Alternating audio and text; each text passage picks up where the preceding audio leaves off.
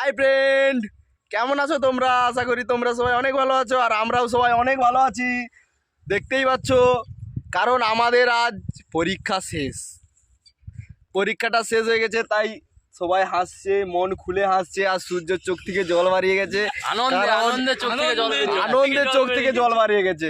কারণ অনেক দিন ধরে পরীক্ষা দিয়েছে, প্রায় 15-16 দিন। ওর কলেজে যাওয়ার স্বপ্নটা এবার পূরণ হবে।